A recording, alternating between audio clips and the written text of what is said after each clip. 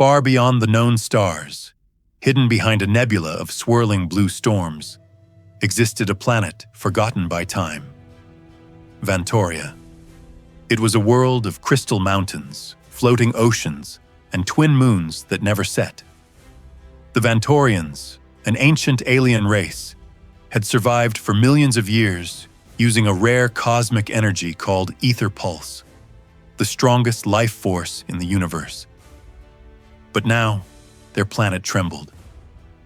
The Aether pulse that once flowed like veins through Vantoria began to fade. Crystals turned dull, oceans stopped floating, and the twin moons dimmed. Vantoria was dying. Only one hope remained. Millions of years ago, the Vantorians had hidden a fragment of the Aether deep inside Earth's crust, in a place no human had ever discovered.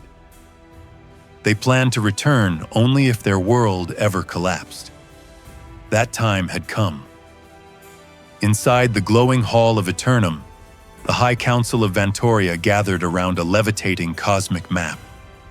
Their silver-shimmering bodies stood silently as they communicated through telepathic waves. Commander Lyran, the strongest Vantorian warrior, stood at the center. The Council sent one unified thought. Earth holds our final Aether fragment. Retrieve it. Do not let humans interfere. Lyran bowed, and behind him stood the elite mission team. Sarah the empath, Kovan the engineer, Vara the strategist, Dre the shapeshifter, and Mira, the youngest and the only one capable of reading Earth's Aether resonance. Their ship, the Vantor 9, powered by the last reserve of Aether pulse, lifted into the dark sky. If they failed, they would never return. The journey across the stars was dangerous. Nebula storms roared around them. Gravity wells tried to drag them into black holes. Time felt distorted. Sarah sensed fear growing among the crew, while Mira felt an invisible pull guiding her toward Earth, as if the planet itself whispered her name. Finally, after 18 Vantorian cycles, a small blue sphere appeared in the distance. Earth. But something felt wrong. Human satellites, communication grids, and space debris formed a glowing cage around the planet. Humans have evolved, Vara murmured, her tone heavy. The mission would not be simple. Vantor 9 cloaked itself as it entered Earth's atmosphere. They landed silently in a remote Himalayan valley under the cover of night. Mira stepped out first, eyes glowing as she sensed Earth's energy. The Aether fragment is beneath us, she whispered, deep under ice and stone. Dre shapeshifted into a human to scout the area. He returned quickly. Humans are everywhere. Military camps, research stations, patrol drones. They have no idea the Aether lies beneath their feet. Following Mira's signals, they entered a hidden ice cavern that pulsed with ancient power. The deeper they went, the more the air vibrated. Suddenly, a shadow moved. Something enormous awakened. A massive creature stepped forward, its body carved from black stone and ether, veins. It was a sentinel, created millions of years ago by the Vantorians to guard the fragment. But centuries of isolation had warped its mind. It roared with rage and attacked. The cavern shook violently, ice shattered like glass. Lyran fought with lightning-fast strikes. Vara raised defensive shields. Sarah tried calming its mind, but the creature's fury was unstoppable. "No one takes the heart of Earth!" the sentinel roared. Just when it seemed the team would fall, Mira stepped forward. Her body glowed with ether resonance. The creature froze as if recognizing her. She touched its chest gently. The sentinel slowly lowered its head in surrender. "You are the chosen," it said in a deep, trembling voice.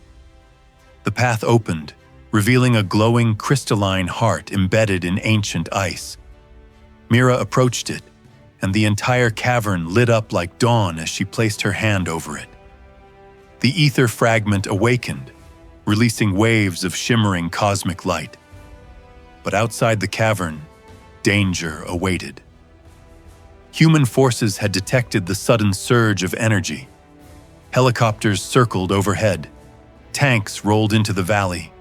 Searchlights tore through the night.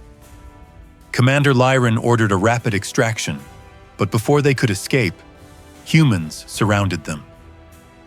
A woman stepped forward, Dr. Elena Ward, a scientist who had studied cosmic anomalies for decades. Her voice shook with both fear and curiosity. "Why are you here?"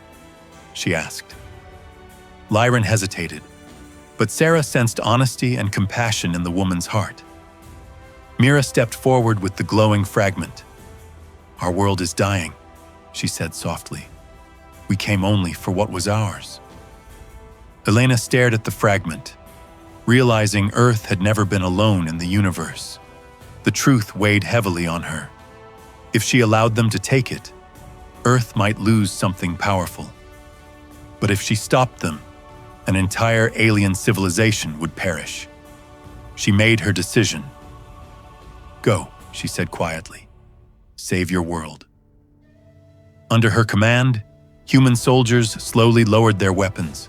The Vantorians, moved by her compassion, gave their word. "We will return one day, not as seekers, but as protectors." The team boarded Vantor 9 and launched into the sky as Elena watched the ship vanish like a falling star. When they reached Vantoria, Mira placed the fragment into the heart chamber. The ether pulse roared back to life. Crystals regained their glow. Oceans floated again. Vantoria breathed once more. The planet was saved. But as Mira connected with the ether, she felt a new presence inside it. Ancient, powerful, awakening. A message echoed in her mind. The ether did not originate on Vantoria nor on Earth. It came from a world older than both, a world rising once again. The mission was complete, but the true story was only beginning.